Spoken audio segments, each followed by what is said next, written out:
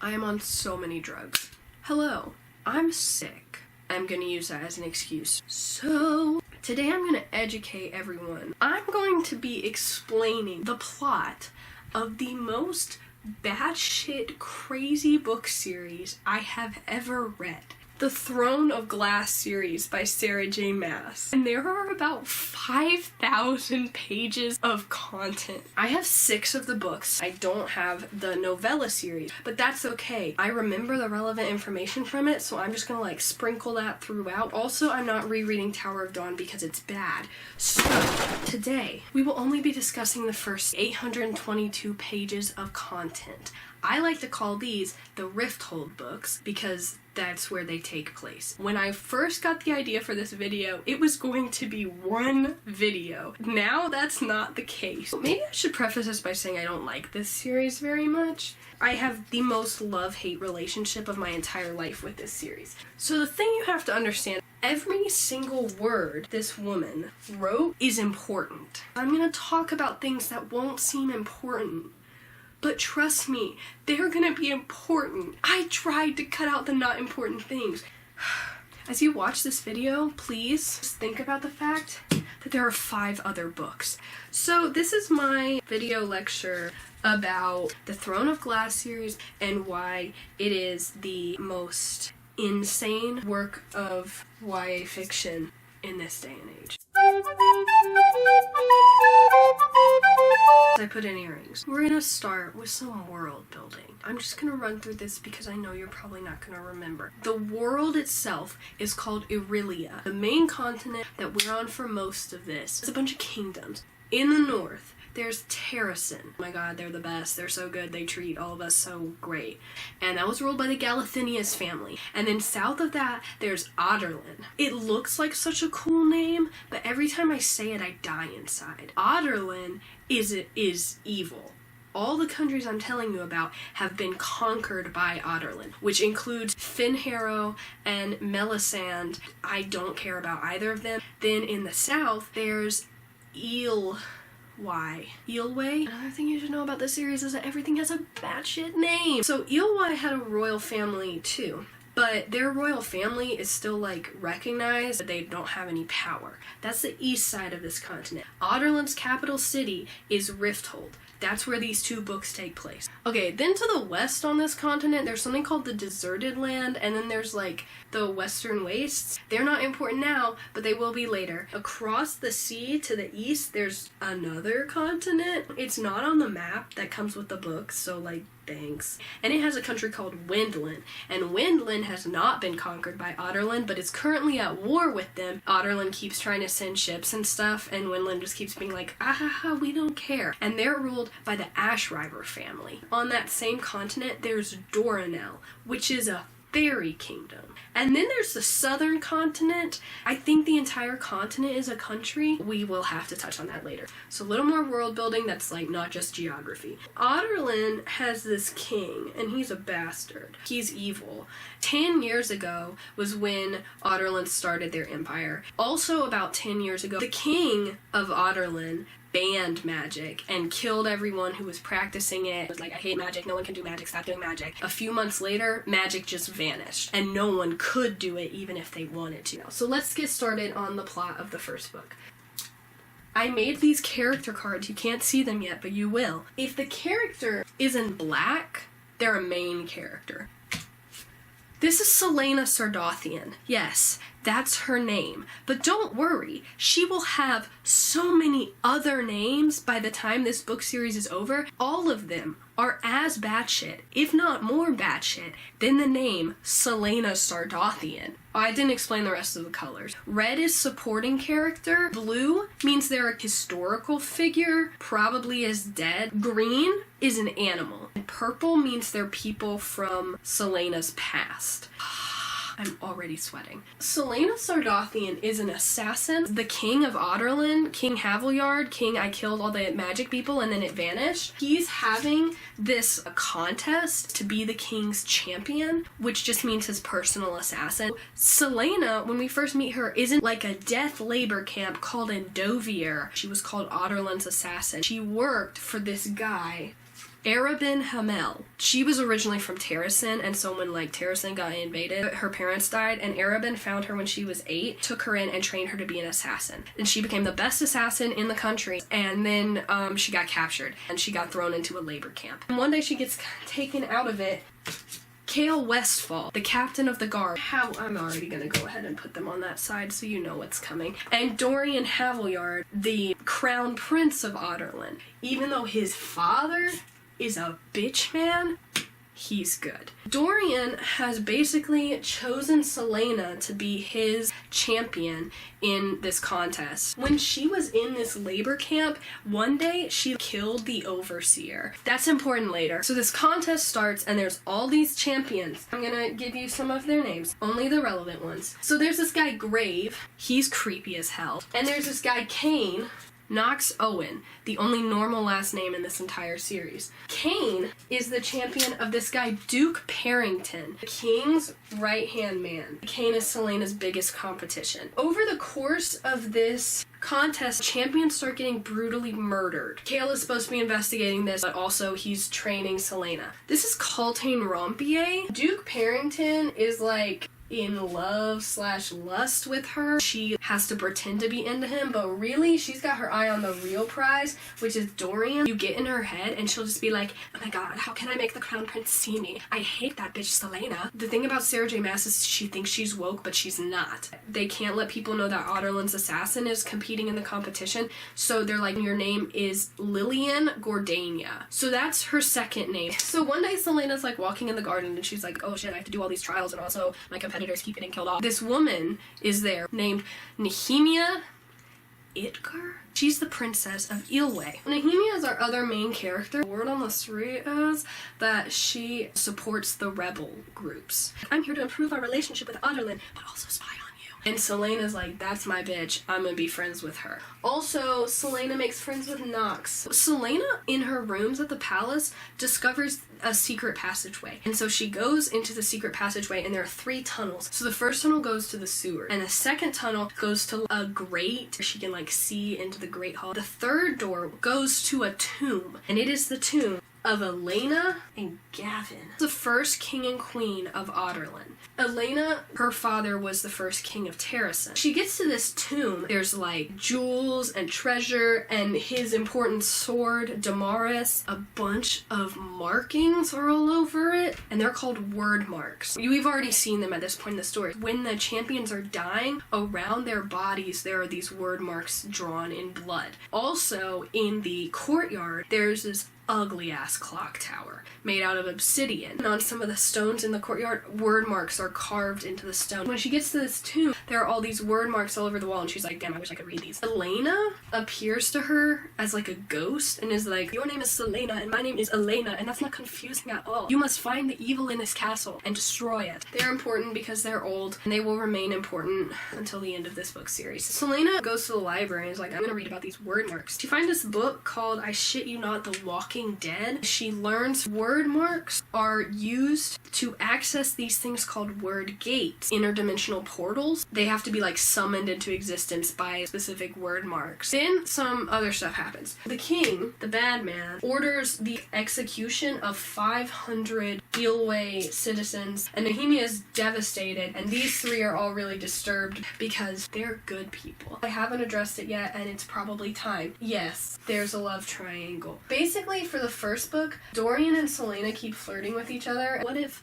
we kiss? Just kidding. Kayla's also attracted to her, but also he's like repressed. I don't feel anything for this assassin lady. Then we get to Yulmus, which is like Christmas, I guess. A few things happen here. Number 1, they like do this thing with the presentation of the gods. The religious system here is like polytheistic. These people come in and pretend to be the gods. Celaena gets chosen by Deanna. May the blessing of Deanna be upon you. So the other thing that happens at Yulmus is there's a ball. The Throne of Glass is originally a Cinderella retelling. Celaena's like, I wanna go. Dorian and Kale are like, no, you can't go. She's like, screw that, I'm going anyway, because I have this feeling that Nehemia, because all those rebels just were killed, she's gonna like seek revenge and maybe something's gonna go down at this ball. Celaena goes to the ball. She dances with Dorian, and then they go to her rooms and make out. The other thing that happens at Yulmus, Dorian's present to Celaena is a dog. Fleetfoot. Sarah J Maas was like, I need a creative dog name. Selena goes back to the library and she finds a passage with the specific word marks that have been drawn around the victims' bodies.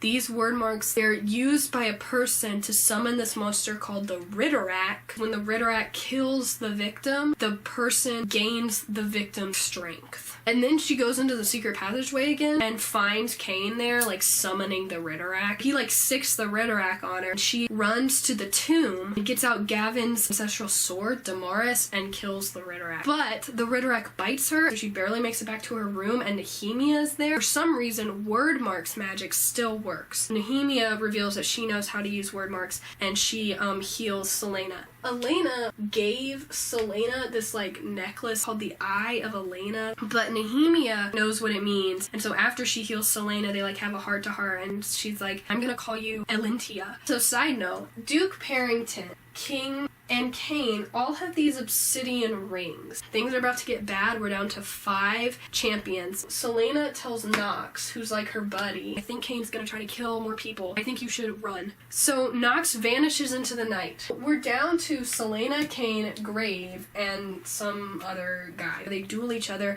and Selena and Cain win their duels, and so that means it's down to them, and they're gonna fight. Oh my god.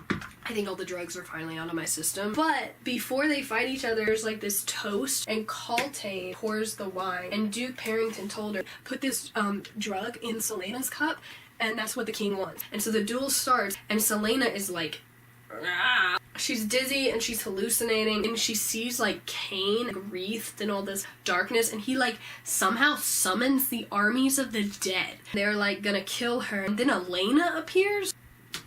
She throws back the armies of the dead and the darkness because she is a warrior of the light. No one can see this except for Cain and Selena. Damn it. Nehemia is like on the sidelines, like frantically like making word marks in the air and just like hoping no one sees. Selena like rises up, and this word mark starts glowing on her forehead. Everyone can see that, and she defeats Cain, so she has won. As she's chilling there, Cain tries to like stab her in the back, but Kale whooshes in front and just kills Cain. Caltaine is like all pissed. Why did you even tell me to poison her? It didn't even work. You said this was gonna work. Duke Parrington is like, what are you talking about? Oh my god, this girl said she poisoned her. So he basically throws Caltaine under the bus, and she gets thrown in jail. Selena officially becomes the king's champion, and she breaks things off with Dorian.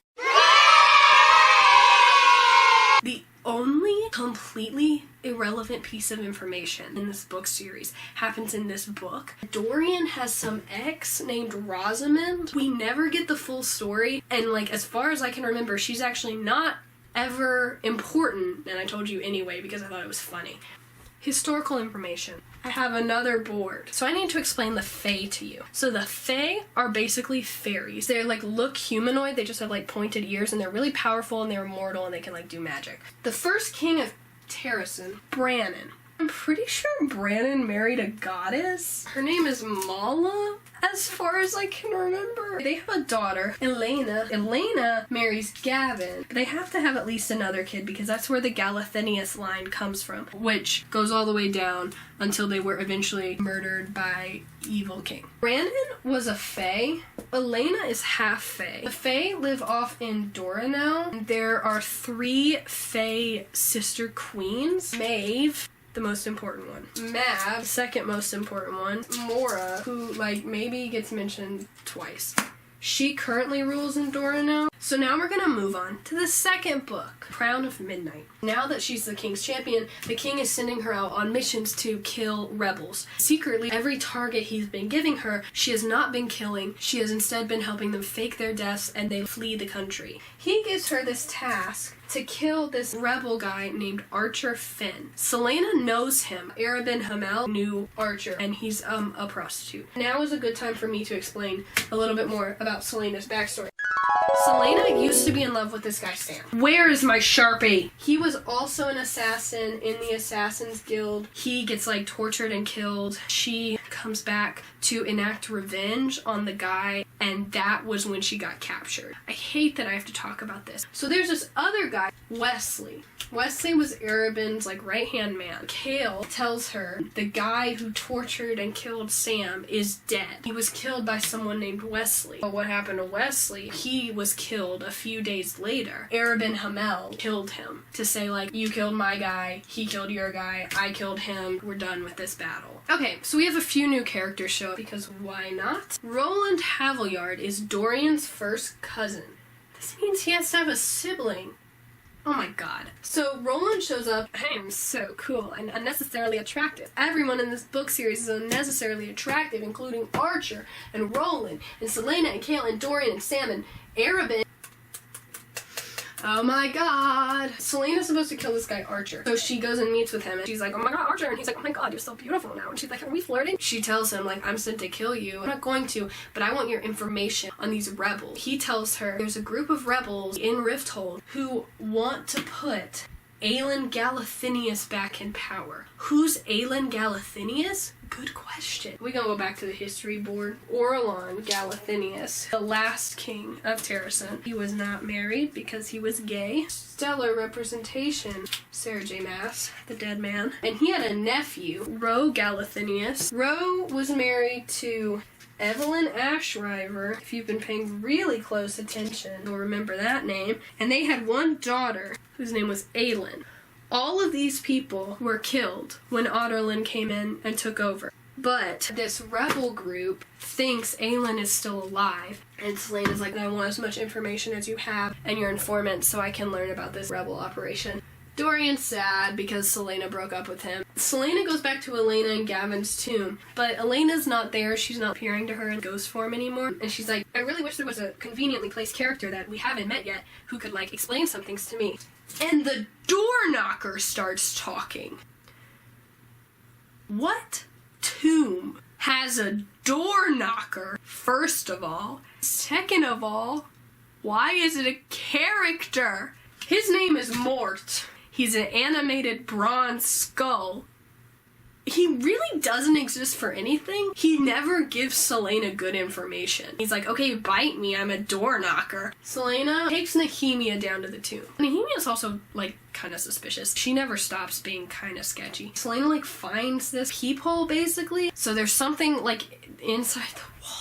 I really don't understand the mechanics of this. And she's like, this is pointless. Mort, what is this thing again? Mort's like, nah, I don't know. Then Selena's back in the library because she likes books. There's another secret passageway in the library because why not? And there's catacombs. Also, just while we're at it, Kale and Selena have so much freaking sexual tension. Dorian is in this meeting. He gets really frustrated and he walks out of the room and he like slams his fist into the wall and the whole wall cracks and the window shatters. What? It turns out he has magic. Don't worry. We'll get to it. That just becomes Dorian's plot.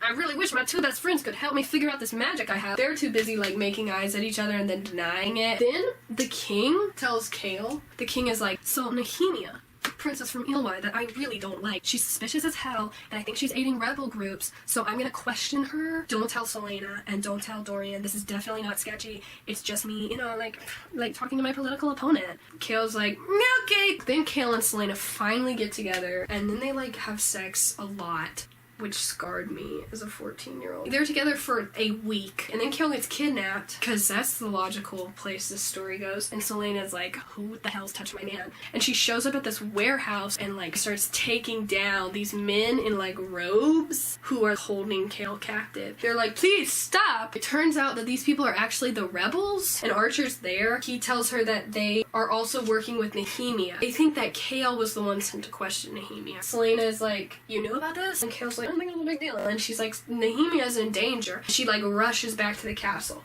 There are these two rebels that our attention are kind of drawn to. It's an old man and a young guy that has swords. Just remember them. She rushes back to the castle, breaks into Nehemia's room. Dorian and Kale are both following her, and Nehemia's been murdered.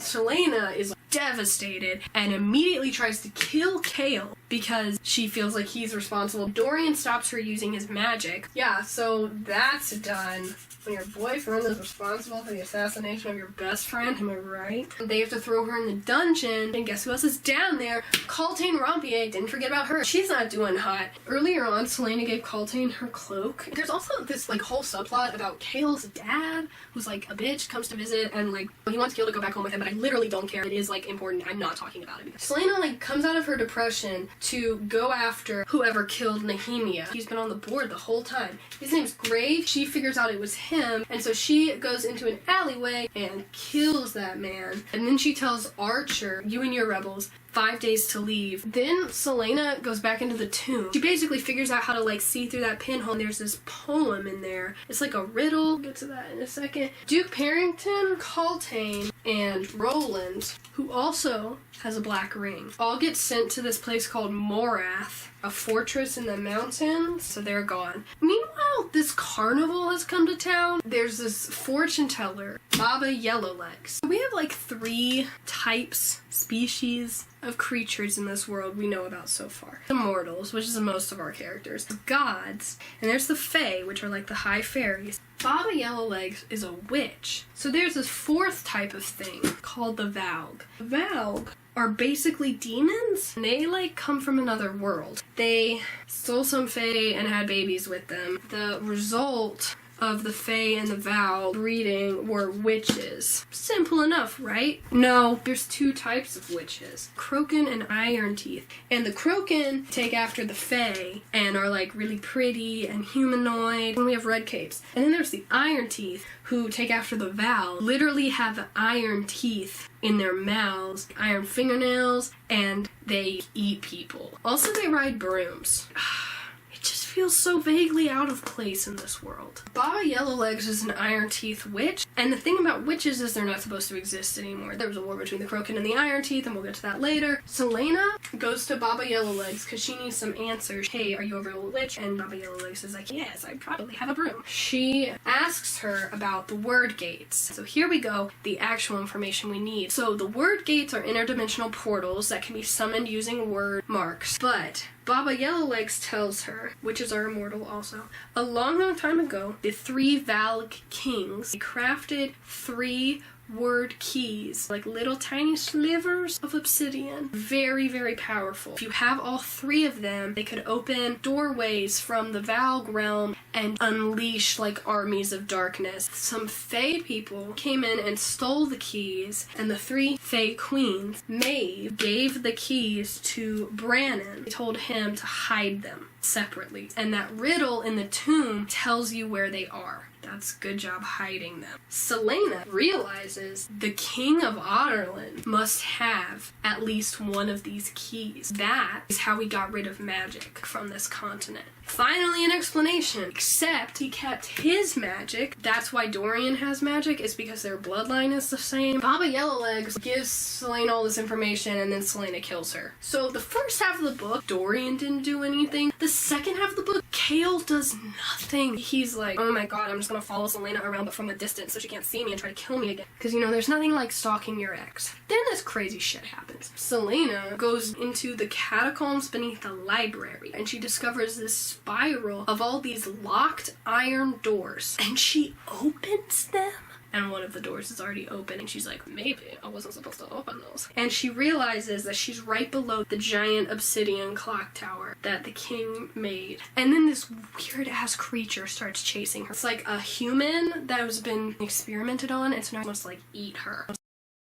Also in the library, he goes down there too, and together, like, shut the door, but they can't hold it, so Dorian uses his magic to hold it. Selena does some cool word key stuff, and they kill the monster. Dorian reveals he has magic to Selena, and Selena reveals she understands how word keys work. Selena realizes, based off the riddle, one of the word keys was originally in Elena's tomb. It's the one that the king already has. It's possible he has 2. Selena's like, I have to find the word keys and destroy them. She's like, I'm gonna do a brilliant thing. I'm gonna open a portal to the other world, which is like the afterlife, to talk to Nehemia. This goes bad almost immediately. She goes into the tunnels. Fleetfoot is with her dog. She opens up a portal, and then this monster comes through. Kale and Dorian are also there. Guess who else is? Archer Finn. Selena tricks him into revealing he was actually behind Nehemia's assassination. They were leading this rebel group together. He wants the word keys for himself, whereas Nehemia wanted them to destroy them. Selena tries to kill him, but he runs off into the tunnel, and then she, Kale, and Dorian start fighting this monster, but then the monster grabs her dog and takes her through the portal, and so Selena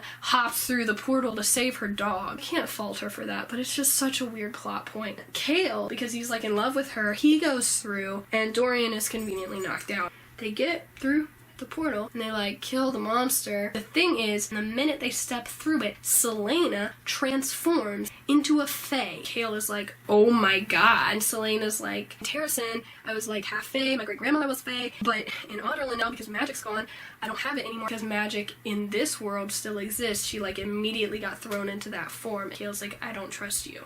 They get back into the other side. Selena hunts Archer down in the tunnels and kills him.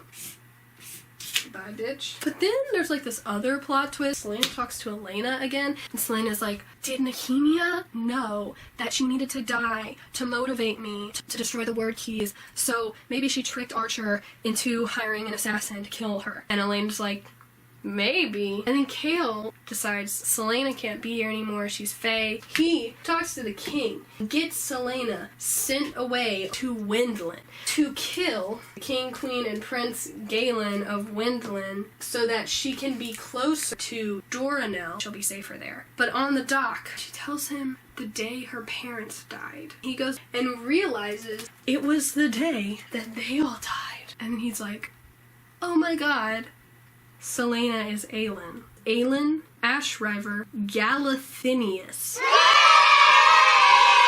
Aelin is Selena. Her father was Ro Galathinius, and her mother was Evelyn Ashriver. The royal family in Windland is Ashriver. That's Selena's cousin. Ro, his uncle, was king. Orlon descended from Brannon. This does mean Dorian and Selena are very distant cousins. Evelyn's grandmother was Mab, who apparently got transformed into Deanna, the goddess of the hunt, who way back Selena was gifted the arrow from. So, Aelin, she was the heir to the throne, descended from a fae, directly related to the ruling family of another country. Great-grandmother was a fairy queen. All of these, her aunts, and her great-grandmother was then turned into a goddess when she died.